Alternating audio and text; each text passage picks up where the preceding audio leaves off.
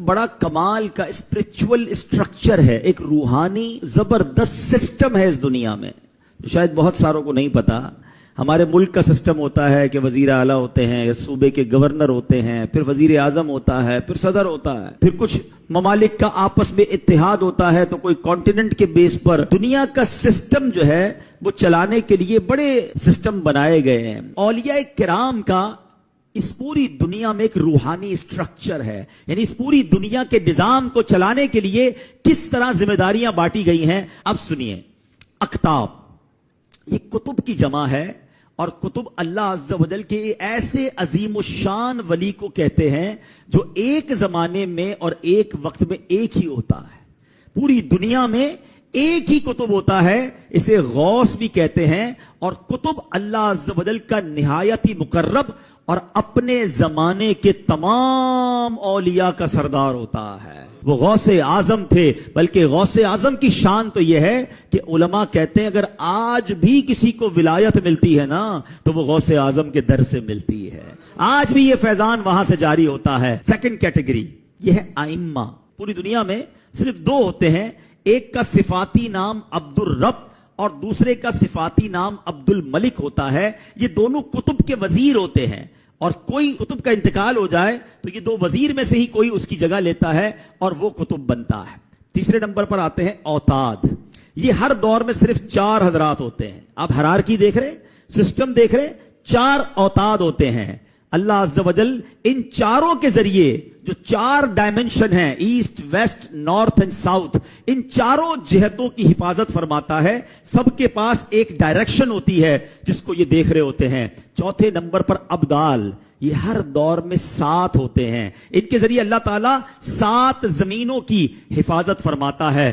5ویں number پر نقبا ہوتے ہیں، یہ ہر دور میں صرف 12 ہوتے ہیں، اور ان میں سے ہر نقیب آسمان کے جو 12 برج ہوتے ہیں ان کی ایک ایک برج کی خاصیتوں کا عالم ہوتا ہے۔ 6 نمبر پر آتی ہے بات نجبا کی، یہ ہر دور میں 8 ہوتے ہیں، ان حضرات کو احوال سے ہی قبولیت علامات ظاہر ہوتی ہیں۔ 7ویں نمبر پر رجبی ہوتے ہیں، یہ ہر دور میں 40 ہوتے ہیں، یہ ایسے بندے ہیں جن کا حال اللہ عز و جل کی عظمت کے ساتھ قائم ہے۔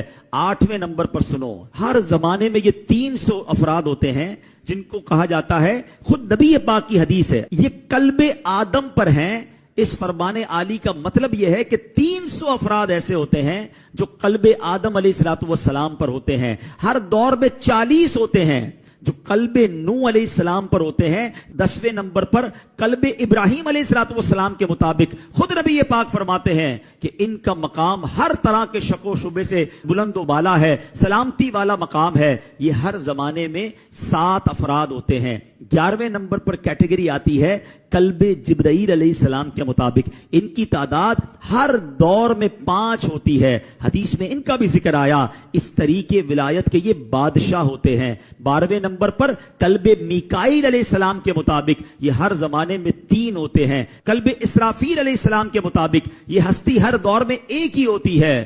پھر رجال الغیب آتے ہیں، یہ 10 اولیاء کرام ہوتے ہیں۔ پھر مظہر قوت خداوندی کی کیٹیگری آتی ہے، یہ ہر دور میں صرف 8 ہوتے ہیں۔ اس کے علاوہ بھی اولیاء عظام کی بے شمار قسمیں ہیں، مثلا الہیون، رحمانیون، رجال الغنی، بدلا، رجال الاشتیاق، عباد، سہاد، رجال الماء، قرہ، احباب، محدثون، اخلا، ورثہ، صدیقین، شہداء، صالحین، قانتین، صادقین، حامدین، ذاکرین، صابرین، واصلین، کرما وغیرہ۔ یہ اولیاء کرام ہوتے ہیں جو ساری دنیا میں پھیلے ہوئے اللہ کے بندوں کی ہدایت اور رحمت کا سبب ہوتے ہیں۔ سبحان اللہ، ہم اللہ سے یہ دعا ضرور کر سکتے ہیں کہ اللہ جہاں تو نے اتنوں کو ولایت سے نوازا ہے ہمیں بھی اپنی ولایت سے نواز دے۔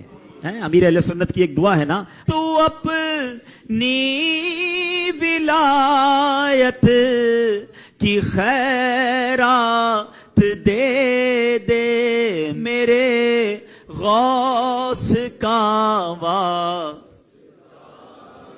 آمین آمین یا رب العالمین۔ تو یہ بات سننے کے بعد سیکھنے کو پتہ ہے کیا ملا؟ یہ جتنی میں نے کیٹیگریز بیان کی نا، ان کی گاڑی پر کوئی جھنڈا نہیں لگا ہوا ہوتا، ہاں ان کی گاڑی کی نمبر پلیٹ چینج نہیں ہوتی کہ یہ ابدال کی گاڑی جا رہی ہے، کتب جا رہے ہیں۔ یہ جتنے لوگ ہیں نا یہ گمشدہ ہیں.